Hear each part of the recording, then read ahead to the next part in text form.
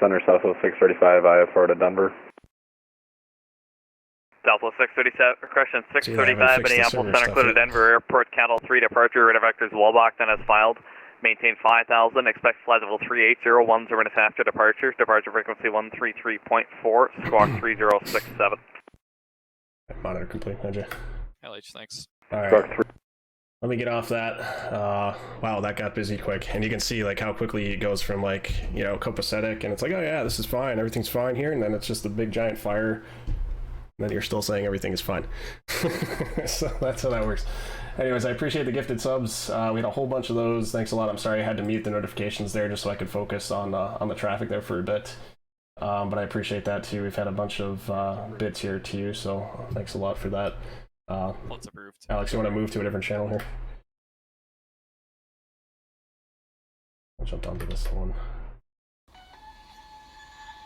If we can, hopefully we'll have enough time to cover some of the material that I want to. One of the first things I wanted to talk about was some of the position relief brief stuff here. Monitor complete. I was just looking for Alex.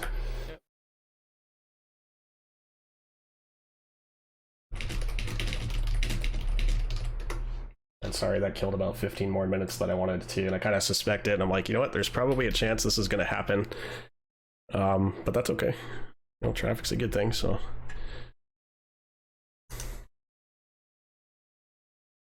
Alright, so just waiting on Alex here, but what I did want to talk about briefly was some of this position relief brief stuff. And I'm trying to quickly dig through some of this here.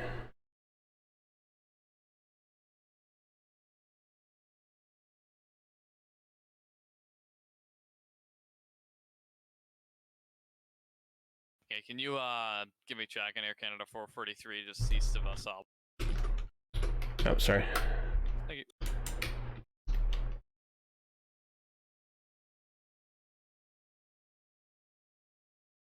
Okay. So for now, I'm just going to let this run in the back. But so anyways, some of the finer areas of when it comes to position relief briefings and stuff, which is something I'm trying to get better at. I still find myself tripping up over certain stuff. But Drew was kind enough to share this with us a few days ago about some of these position relief briefings and stuff and the finer aspects of them. So you'll notice like when we pull up the position relief checklist on the scope here too, we have all of the areas listed, but there isn't a lot of detail as to what to cover in each of these areas. So I figured this would be something cool to talk about for a little bit. Waiting to see if Alex is going to join us here. He may have stepped away for a bit. He does have a small child at home, so and he does have to go back to work tomorrow, but I'm sure he'll get back to us when we can.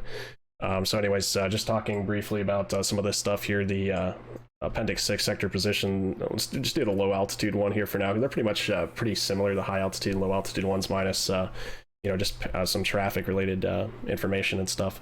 But anyway, so status information area, you'll cover like pretty much like anything that would be pertinent to what's being displayed, I guess, on the radar, from what I understand. I'll let somebody correct me there if I'm incorrect about what's being covered there, and I wanted to get Alex in on some of that here too.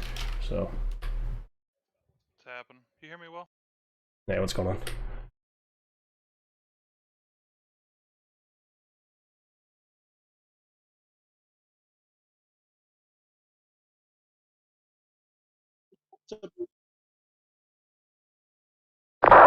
How's it going, Alex? Alright. Cool. All right, so I have you guys pretty much just on voice right now. I'm not sure if there's a way that I can actually get you up on, I'm not sure if there's a way for me to get you guys up on camera. That's, I'm not going to worry about that right now.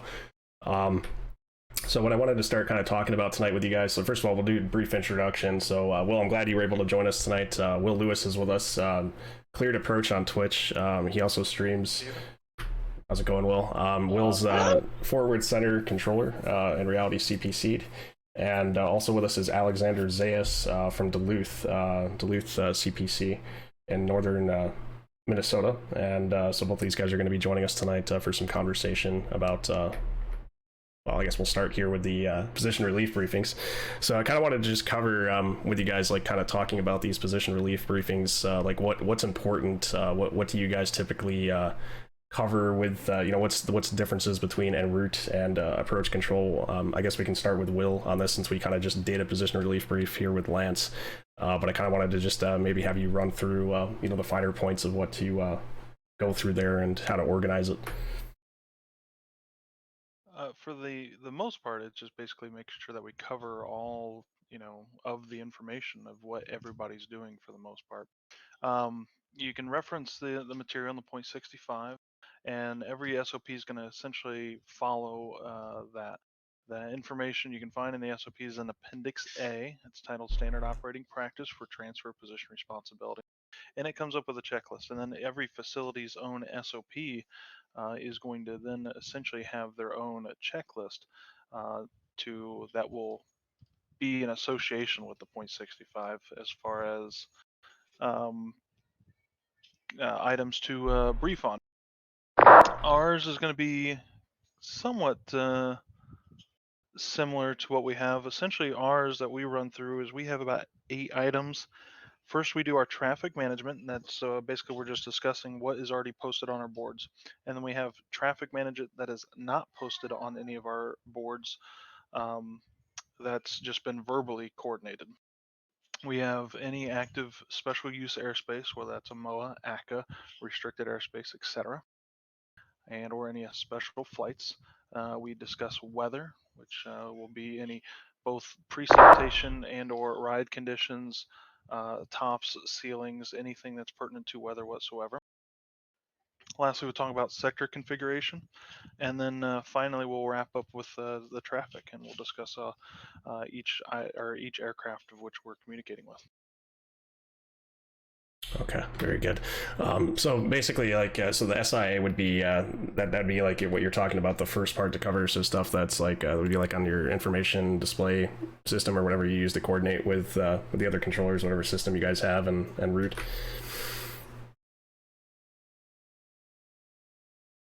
And Will's busy. 1 second. I'm not sure if you copied that. I don't know if you copied any of that.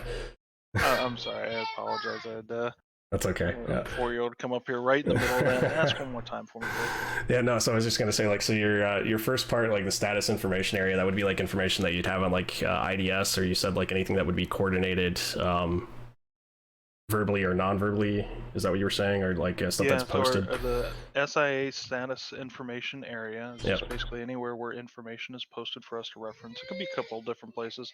What we usually have is we have a written board that uses grease pencils that we can just wipe off with a paper towel, but we can write manually things on that board that's posted up above our scope. We also have a big giant monitor behind us where both TMU and TMI information and just other random information can be posted and stuck up there as well. And then lastly is the actual scope itself. We do have the ability, and we don't have that ability here on the network, but real world on ERAM, we do have the ability with a draw function to actually put text right on the scope. Oh, nice. Okay, very good. And so many times, instead of writing it on the board, we have to stand up and move over and write it on the grease pencils. If, like, say one of our approach control closes for the evening underneath of us, I can just pull out the draw feature, type in the 3-letter identifier for them, APP, go down to the next line, type in the word closed or just CLSD, and then that way it's always up on the scope and everybody knows it, but it would still be something that I would brief on. Okay, understood. Obviously, there's a lot of this that doesn't necessarily completely apply to simulation aspects. There's a lot of stuff that wouldn't come into like equipment failures and stuff that we really can't enforce or simulate fully, I guess, all the times. One of the things I wanted to ask you about was monitor beacon codes. Like, that's part 3. That's something that's been a point of confusion for myself and a few others. I'm not exactly sure like how you would interpret that or what exactly goes into that for you guys en route. So that is not something that we brief on verbally. Okay. It is a responsibility of each controller. It's outlined in the .65 to monitor certain codes. That is the 1200 code, 1202 for gliders, 1255 for aircraft assisting in firefighter operations, and 1277 aircraft assisting in search and rescue operations. And then there also is another one as well, which is 4000. 4000 without me quoting it directly from the book, is basically is anytime you're at a position that has the potential to have aircraft, and 4000 is reserved for military high-speed VFR aircraft that are not in communication with ATC, and or is flying essentially as a wingman or other prescribed procedures that may be written down in different SOPs and LOAs. But anytime there's a position, excuse the 1-year-old around here. Break for Anytime control we're just in for a 1 second. AJ South, or can you turn your auto track off and hand me Oh, south? I'm sorry. Yeah, let me just disconnect here. I'll try to fix this, sir. You can stay on if you want. I just turn your auto track off. Who do you need? Southwest 635 just departed Omaha.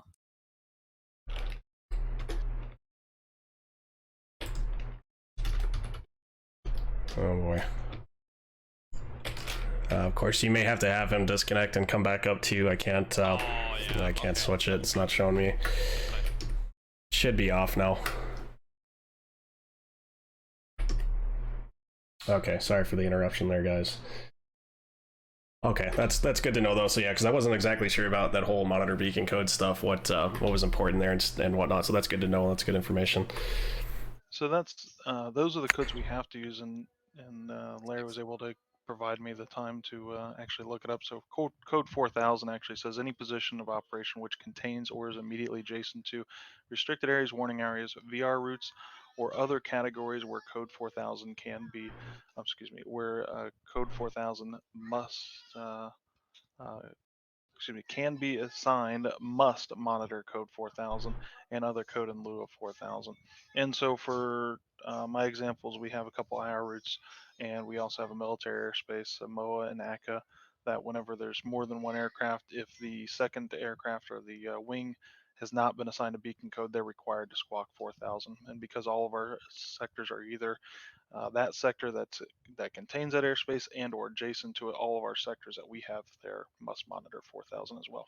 Now what that does is it essentially doesn't allow your radar to filter out that beacon code. It will display both the target, the code, and the altitude at all times. And so anytime they pop up, it'll make sure that you can see that information. That way it will not hide from you. Okay, all right, understood. I guess kind of drop down to traffic here, spending more time on this than I kind of wanted to, but just down to like traffic. So is there like a typical flow that you would go in regards to your traffic, probably like work from the airport out, or some sort of around the airspace in a clockwise direction or a counterclockwise direction? Is there some specific preferred method? I wouldn't say there's anything preferred. It can just basically go whatever you're particularly comfortable with, as long as you cover all the details. Is essentially the one coming from an en route side where pretty much everything's on the radar, or the most things are on the radar.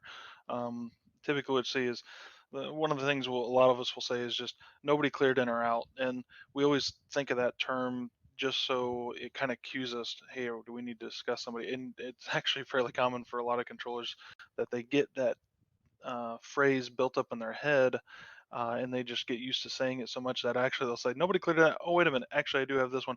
But what that does is it gives them a check of, oh yeah, I do got to talk about these guys. And then after that, usually talking anybody up on the scope, and then also taking a quick glance at the EDST, which is our electronic version of flight strips, and see if they have any special notes written on anybody that they have to discuss.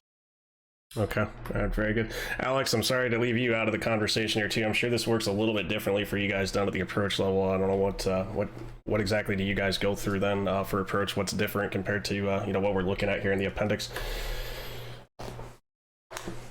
Just looking at the en route environment, obviously it's all sectorized. Coming at Duluth, I mean, we don't really have much for sectorization, so it's a lot more plain language, plain text, point by point, bullet point by bullet point, going down from west to status information, area information, NOTAMs, pertinent NOTAMs, delegation of airspace. If we had to forward the airspace up to Minneapolis Center, if you're a tower controller and you're briefing the next controller. And then the runway configuration, what approaches are in use, what ATIS you're on, and then it goes down to traffic. And then most people just go left to right, top to bottom in terms of a scan when they're briefing their aircraft. You know, I completely agree with you in the sense of sometimes it may be pertinent based on traffic levels. So you may start off at the airport and then work your way out depending on how busy it is. But for the most part, there's a lot of elements, same elements that Will was saying that we carry over. Again, it's all generic stuff from the 65, and then you have your facility that kind of dictates the important information depending on what sector you're working or what position. So if you're working tower versus radar, you're going to have a little bit different of a brief, but it isn't too much different. Yeah, that's about it. Okay. All right. Awesome, dude. Very good. It's good information to know about this and stuff. That's one thing that, like, I feel like I struggle with a little bit, is trying to be a little bit quicker and more consistent, you know, with the briefings and stuff. So this is good information to cover. And obviously, I mean, something that would occur off of, you know, not on an active frequency, so the pilots wouldn't hear any of this occurring and stuff. It should just be a smooth, fluid transition to the next controller as much as humanly possible, I guess. And some people go through each bullet point. I don't know how they do it there, Will, but they'll be reading through the checklist and be like, no, not this. And then they'll move on to the next pertinent thing. So that way they're not having to read verbatim off the list of, all right, weather in the area. Well, you just got briefed. You just had your weather briefing, so you know that. And then you go on to this next and the next. It's just basically, no, you already have that. You said you had 1 through 8, so you know the weather, you know the approaches, you know this, and then you're skipping down. All right, we're down to traffic because they've already reported, self-briefed. Hey, this is what I have.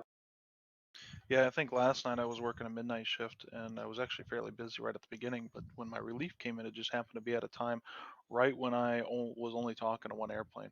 And I had actually, right before we walked in, just shipped 3 airplanes to different adjacent sectors. And so just talking to one, I mean, I think my literal briefing was nothing for 1, nothing for 2, no special use. Nobody's been talking about the rides, mid configuration, and you're talking to that one. The other 3 you see are gone. And that was the position. But this another thing to keep in mind as well is that my position relief briefings on the network are much more detailed than they are. Right. Because at you work, can't I'm physically only point focusing on just one or a few sectors. Right. Whereas that too. here on the network, we're so much more spread out, especially if you're briefing from a center, because you're briefing the entire center. Then you're also briefing all the TRACONs, and you're also briefing all the aircraft on the ground, and you don't have any flight strips to work with. And so you don't have any written notes that you can just pass to the other guy where they can read it. You have to verbally tell them one after another. Yep, that's understood. Yeah, but also, yeah, exactly. You gotta verbally, you know, discuss it and stuff and go through. You can't physically like point at the scope and say, hey, this guy's gone, this guy's gone, this guy's gone. Yeah, so I wanted to stress that even though some of my real world briefings may be pretty darn short, it's not the way that it can transfer over, because we have the tools different, and we also can put so much more information into the computer system than we can on here on the network. Yep. Understood. Okay. All right. So I just want to bleed into this video. I'm sure many of you guys have seen this before. This is the Seattle Approach final vector video. This is an older one, but it's they start out with a position relief brief, and you can kind of hear how quick and fluid it is. This guy's, I believe it was his very last shift working Seattle final and stuff, and this will kind of bleed into some discussion about the master class that's coming up tomorrow. But this is a really cool video to watch if you guys haven't seen it. Definitely recommend spending some time to review this. I'll share a link with this too on the Discord, as well as with you guys on the chat here in just a minute. Let's start with this real quick, and we'll go from there.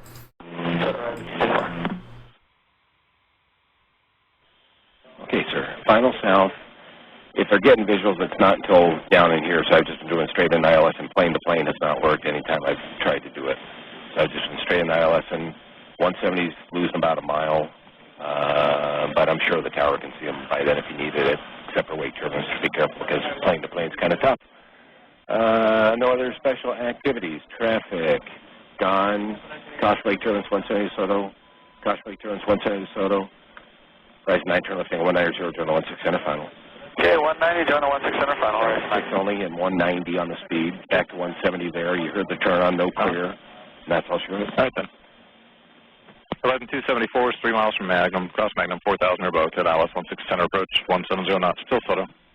Okay, cleared out 16 center And 170 just horizon, 234. Horizon 9 3 miles from America, across Erica 5000, clear to ILS 16 center approach, 170 knots, go Soto. 170 all the way to Soto, clear to the ILS 16 center, now Horizon Air 9. Okay, so I'll pause it there just briefly, but you heard like the brief and stuff, and you could tell they're physically pointing to the scope. You can see it's written in the bottom and stuff, like what they're doing, what they're covering with the brief. So pretty much just working from the airport out in regards to the final and stuff, and then they're still giving instructions too in between going through the briefing items as well. So it's like nothing just comes to a complete standstill. It's still very fluid, and that controller kind of just bleeds in. It's just a new voice that the pilots hear, so it's a very fluid process. It's not always as simple for us to do that on VATSIM, but it's like we can definitely try. So I figured this would be just a good topic to cover, was those position relief briefings because of some of that. So anyways, this is a great video to watch, which I think tomorrow's masterclass is really going to highlight a lot about some of the information that's kind of covered in watching this video in regards to managing a final more effectively, more efficiently, certain techniques you use, turning people on, no clearances, maintaining altitude separation until you're guaranteed that speed spacing and stuff on the final that you need, and using speed restrictions. I guess let's see here. Yeah, I guess we can start out with some conversation here what about. I really enjoy about this one. What's up? Go ahead. One thing I really enjoy about listening to this briefing is two things. A, he discusses the weather without actually saying the words weather. Number one, and I'm actually kind of like to almost quiz you to see what weather items do you think that he covered in there. Number one, and the other portion is he also discussed on how the weather is affecting his operation. Yeah, that's a great point. So yeah, talking about plane to plane not working, so the planes aren't seeing each other in the air, so that's why he's been clearing onto the ILS. Even though the weather may be high enough to technically run visuals, it's not good enough to see the planes that are up into the clouds and stuff. So if that makes sense, I guess. Yeah, that was the first one. He says if they're not getting visual, it's not until here. And of course, he's pointing on the scope at that point. Well, right then and there, it tells you exactly what the horizontal visibility is, right? The visibility and how many miles. Now, of course, this is also up at altitude, so they might still be in some cloud coverage, and they haven't yet gotten below the bases. That's a possibility, or it could just be straight visibility, even all the way down to the surface. And so that right there says, oh, well, if he pointed to 7 miles north of the airport, well, visibility's less, either at or less than 7 miles. And then the same thing, he said plane to plane wasn't working, so he's having trouble having the airplanes see each other. The other one that he said that I really enjoyed was 170 is losing about a mile. And what he was saying there is that when you turn them on a 170 airspeed onto final, you need to give a mile buffer because they're going to lose a mile of spacing as they're shooting down the final approach course. That's what was the compression he was getting with it. Yeah. Professionalism too. I mean, it was concise, it was informative, and if you're into air traffic, you understood everything he said, and you have a picture going in exactly how you're going to run your sequence. Notice he jumped in right away and started transmitting your aircraft. That's the side of it that's very difficult to emulate on VATSIM because you have so many different experience levels, and you can try to. I gotta be back. I'll be back. And he never once said all aircraft stand by, position relief briefing in progress. Right, yeah, that's what I was mentioning before, is like, yeah, you don't hear that, like you'll get that on VATSIM from time to time. People will be like, just all aircraft stand by, position relief brief in progress. You'll hear different sectors say that. You're never going to hear that in reality. That's not a normal thing. Yeah, those are all great points though. Yeah, the 170 losing about a mile and stuff, that's something I'm sure that's going to be covered tomorrow in this masterclass with everybody that's involved there. They'll talk about the compression and stuff on final. So that's a great topic though. Also, just bear with these guys too. Both of these guys have their kids around, so it's been great to have you guys here. I appreciate your time, dedicating a little bit of time to this and stuff, especially about being family people. So it's good to have both Will and Alex here for that. Let's see, what else is good to talk about here. So going to go through this video just a little bit more, and we can talk about some other stuff. Anything that comes to mind, just feel free to point out, Will. I kind of wanted to get into turning on to final, like talking about approach clearance related, procedures and techniques. Actually, one thing I want to talk about here too. Let me pull up Epic Pen real quick. Fingers crossed that this works. My computer doesn't try to screw me here. But what I wanted to kind of indicate here was real quick. So this is the final approach course here for 1-6 center. What you'll notice here, like there's some techniques that you can apply that you can use, and it pretty much is you know, guaranteed to work and stuff. But Horizon 9, of course, this is kind of a bad frame with this, but you can see if this cycles here. So he's showing 180 knots. They already turned him on, and I guess it'll be easier to show with like maybe Horizon 337 here. When you turn, like when you're at a 90-degree left base, 90 degrees to intercept, you know, the final approach course, the rule of thumb is like if you take the ground speed, so say this guy's showing like 240 right now, but he was on a 90-degree intercept. If you turn 2.4 miles away from the localizer, give that 190 heading, they really should join at a really good spot, at a pretty, you know, reliable intercept heading. That's not going to cause the aircraft to overshoot the final or undershoot based on which point you're trying to turn on to. So I mean, that's like kind of a little trick that you get used to as just applying. So like Horizon 9 showing 180, so if you turn 1.8 miles from the localizer on that 90-degree to final approach course heading that he was initially on, giving that 190 heading about 1.8 miles back, should turn on outside of, I believe it's Erica. They cleared him on at Erica at 5,000. So that's kind of just worth pointing out there too a little bit. We'll talk about that a little bit more. I'm going to play this here for a minute.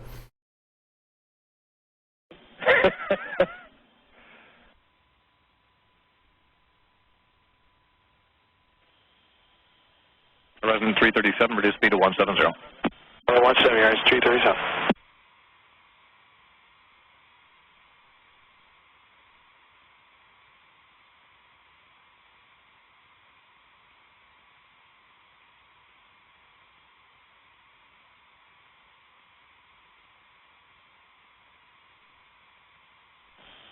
Horizon 337, turn left heading 270. 270, Horizon 337.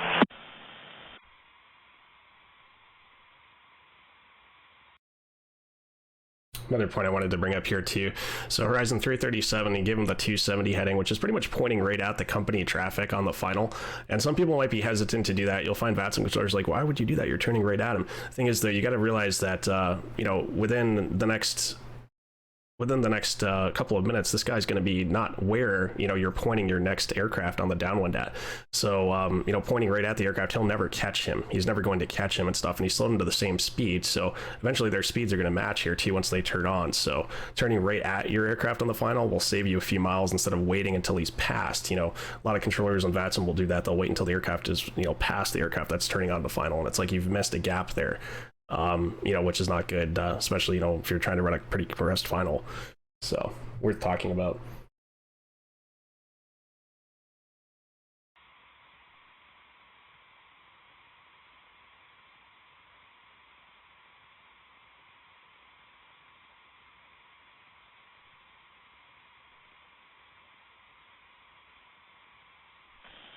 Horizon 337, just to maintain 5,000.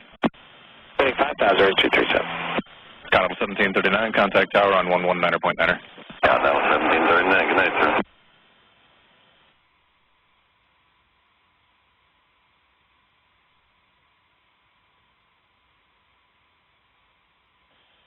Approaching at 575 with you, 7,000, turning to 320. Yeah, to 575, Seattle approach rudder, flighting 290, just to maintain 5,000. 290 down to 5,000, down to 575. Horizon. So you'll see here too with United just checking in, he's going to point him right at Horizon here. The 290 heading will pretty much point him right at him. So again, just to kind of building that space. I guess like one of the topics I wanted to pull up here. Okay.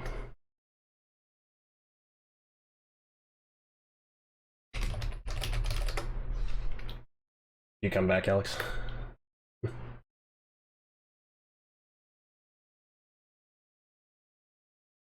So one of the topics I wanted to pull up here and discuss a little bit is speed adjustments. So say again, Will.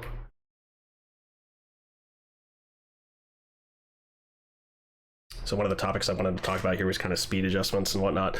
You know, you hear a lot of VATSIM controllers misuse speed instructions. a lot of times you'll hear say, they'll say like reduce speed 250 knots, and like, and in reality, like, if you give an instruction like that, you're telling the aircraft to reduce their present speed by 250 knots. So the correct way to execute that instruction would be reduce speed to 250. So there's like a lot of phraseology issues that you hear. I'm hoping this is something they're going to cover a little bit more as well in the masterclass tomorrow. It's just like phraseology and how important that is when it comes to managing your finals and stuff. I'm not sure if you have like any specific advice here or something that would be worth pointing out. But this section of the 7110 here, 571 application and 572 methods, is pretty important areas to be up to speed on. No pun intended. A lot of times I don't even worry about the phraseology of reduce or increase speed. I just simply say maintain. Maintain 210 knots.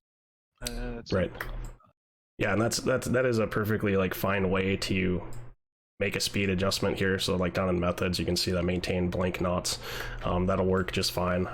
But a lot of people misuse the instructions. Like I'll hear it a lot too, where they'll sit there and state like instead of saying like reduce speed to blank, they'll say reduce speed 250 knots and stuff, which would technically indicate reduce by that number of knots, which is down here on the bottom. So you'll see like number of knots here. So reduce speed to this section here, reduce speed to. The only time I say reduce is if number of knots. To just fly as slow as they can on final, and then I'll just tell them to reduce to final approach speeds.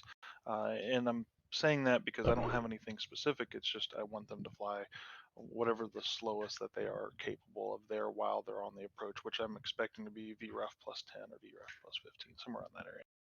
Yep. The last thing I want to do is I don't want to guess it and it be too slow for them, and they have to come back and tell me that, well, we need something a little bit faster, and or the other set around is assign something that's essentially a few knots faster than what they're capable of doing on the final there. And so that's about the only time I usually tell them to reduce to final approach speeds. Other than that, I typically just stick with maintain. It seems to work out pretty well. Okay, yeah, that's a good point. And obviously it's a little bit different for you guys en route too, especially higher altitude traffic and whatnot. But there's a good section in here too, which is under 571, and this is subsection where we had 3 here. Use the following techniques in speed control situations: reduce the trailing aircraft first to compensate for compression. So compensating for compression, reduce the trailing aircraft first, and then or increase the leading aircraft first. A lot of people, like, I'll watch controllers dig themselves into separation holes while they'll start slowing down the first aircraft and then the second guy and then the third guy and stuff, and then it creates an accordion effect where the aircraft kind of start compressing into one another rather than using the methods here that are recommended. So like reducing the back guy first and then working up from there, so to speak. I don't know if you have any good suggestions or techniques there that you personally apply. I would say that I'm never running them that tight to where, oh my goodness, if I issue one instruction to the front guy and then issue it to the back guy, that 3-second difference is going to cause me to lose separation. They're just, I'm never that tight. A lot of times I'm actually somewhat doing the opposite, where I'm actually issuing it to the front one because I still have room to lose.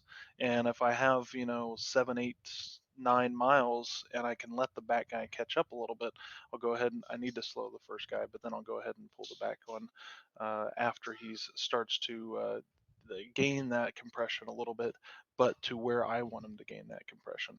The only time I think that you would have to slow the back guy first before slowing the front one is going to be when you are running them already right at minimum separation and you don't have much room to spare, hardly at all. Okay, yeah, understood. I guess another technique that's worth pointing out to you, and this is something that they really drilled into us, at least in the programs that I went through, is a vector for spacing first and then use speeds to maintain the space. Don't try to sit there and fix your problems with speed all at once, unless you have time to work with it. But it's like if you need to all of a sudden build more intro and stuff, you need to start vectoring first and then use speeds to maintain that spacing. I don't know how much you would agree or disagree with that.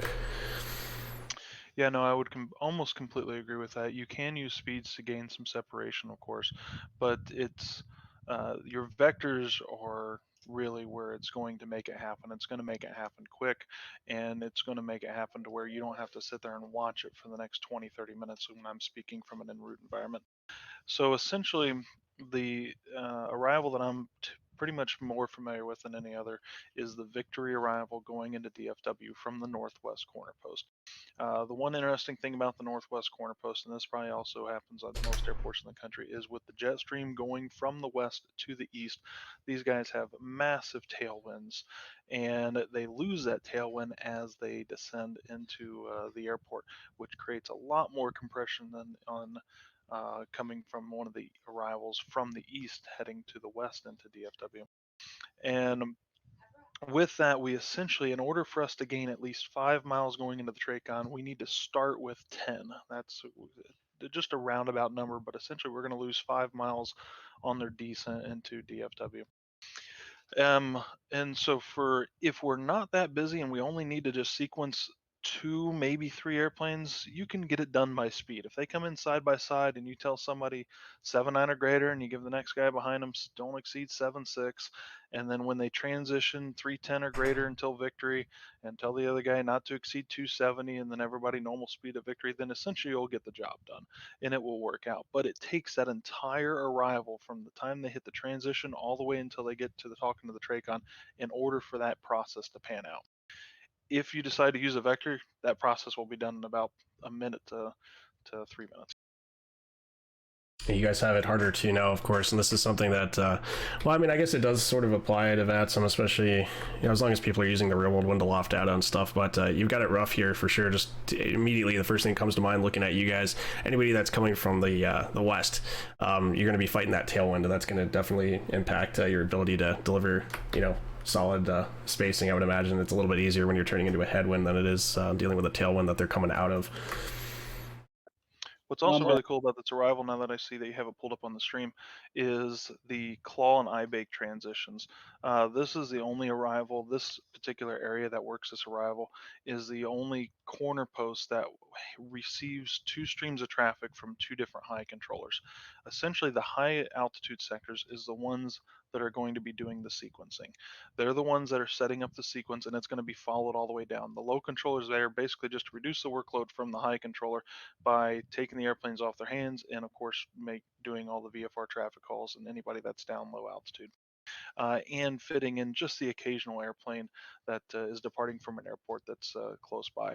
This Victory, the buoy area for us, on the other hand, receives 3 streams: Hoff, Madano, Turkey, and Honker. It turns into 3 streams, all go through the Falls High sector, whereas Ibake and Claw go through what we refer to as the Ardmore sector. Claw is actually just a few miles west of one of the transitions on the northeast arrival. It's basically a way to split up the traffic and balance the corner post. But one thing to take away from this is because they are heading more southbound there over the Windstar Casino, as you can see Windstar on the arrival, is the rule of thumb is whoever's on the west side always wins. And that just has to do with that tailwind that they're going to have compared to the guys that are diving down from the south that are on that Claw and Ibake arrival. Okay. Yeah, I know this is more like en route related. Alex, you said you're back now? Yeah, sorry, my daughter was losing her shit. That's understood. Yeah, no, I appreciate you guys, like I said, taking time out to talk about some of this stuff and whatnot. So we were kind of just we initially started talking about speed adjustments on final and stuff, just to recap. So we were just talking about techniques with speed adjustments and whatnot, and also kind of just getting into like vectors for spacing now, and then we're just covering some arrival stuff a little bit, which is more kind of en route, but back to speeds here briefly. Clear this. So kind of just talking about techniques and stuff in regards to speed adjustments, when to use vector for spacing, use speeds to maintain that spacing. For you're working a final a lot more and stuff, and you're working a final that could get pretty complex at times because you've got a bunch of different types of aircraft and stuff. And I kind of just wanted to pick your brain a little bit about that and stuff, like what techniques you use, and paying attention to different aircraft types that you guys are working and whatnot at Duluth. Yeah. At the end of the day, you try to pick the best sequence that's going to work out the best. So the fastest usually lead the pack, and then the slowest would end up tailing it. When it comes to our sequences, we're unique because we have F-16s that are stationed at Duluth, and so you've got aircraft capable of over 500 knots, challenging airplanes that are doing 60 knots, like a helicopter. and we have to provide that sequence. Per our SOP, we're supposed to provide a workable sequence to the tower controller. So what that means is not hosing the guy down the line. Right. We don't really utilize too much for speeds unless it gets busy. And the couple times, a handful of times that I worked, and actually Drew managed to watch me once. It was pretty funny. We had a bunch of diversions come up from Minneapolis. So we had over 13 arrivals within an hour period. That was all big aircraft. So we're talking 757, 737s, couple MD-80s. We had, I'm trying to think of what else we had. CRJs, yeah, Airbuses, quite a few Airbuses actually, and it was incredible. And that was the first time I actually got a chance to really utilize my speeds and adjustments. And so you kind of makeshift, because the way Duluth operates is it's kind of everybody's direct through the field. It's a free for all, and so there aren't really any delineated downwind lines. You kind of have to figure out yourself. And then in terms of winds aloft, kind of what Will was saying, you get a strong gusty wind out of the east, you got a wonderful tailwind for the downwind, then you turn the funnel, everybody dies. And so you have to learn quickly and be able to adjust to that. And usually in the position relief briefings, you usually get a really good idea from that last controller. Hey, as soon as you turn them into the wind, man, they're losing quite a bit of speed. And so you can make those adjustments of when you're going to turn them on, and what speeds you're going to utilize to keep everybody in a tighter pattern, because you don't want to run a 40-mile funnel. Yep, totally understood. So yeah, kind of the reason I'm just like hitting upon a lot of this, and I wish we had more time to cover more of this this approach video. We may watch some more of this later. I know you guys are probably going to be busy and stuff, but I do appreciate you guys spending a few minutes to talk about this. And definitely going forward too, I'll try to set aside some more time to talk about some of the finer parts of this. There's a whole bunch of other topics I'd like to get more into detail with, but I did want to go into just kind of talking about this master class tomorrow a little bit here before jumping back on position to take over from Lance. So let me pull this up here. Give me 1 second.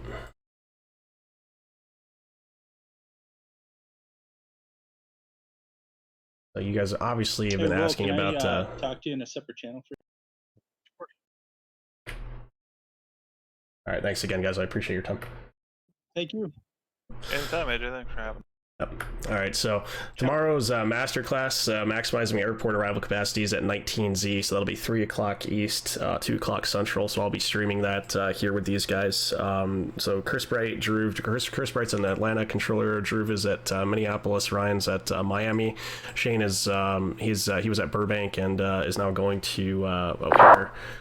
So these guys will definitely have some good advice and stuff to managing these finals. Dan Everman too, I believe he's also going to help with managing the actually running some of the traffic and stuff for some of those scenarios. I think there might be multiple scenarios that they want to run through, but they'll cover a lot more of these topics in detail and stuff. And I'm going to have these guys talk about that. We'll spend a couple hours, solid hours actually going through some of this stuff with you guys tomorrow. So once again, any monetary value revenue that generates from the stream, from tomorrow's stream, we're going to put towards Doctors Without Borders. So that'll be a little bit of a different process tomorrow in regards to what happens with the revenue for the stream. So anyway, so join us tomorrow for that. After that too, we should be moving into some Kansas City related work towards the evening hours and stuff towards their I-70 event. So with that said here, I'm going to lead back into this mess. So we'll be working for another hour here. I guess we'll see how this goes. We'll see if we need to possibly split this up a little bit more. It looks like we had a huge departure push come out of Minneapolis here, which I'm sorry I missed.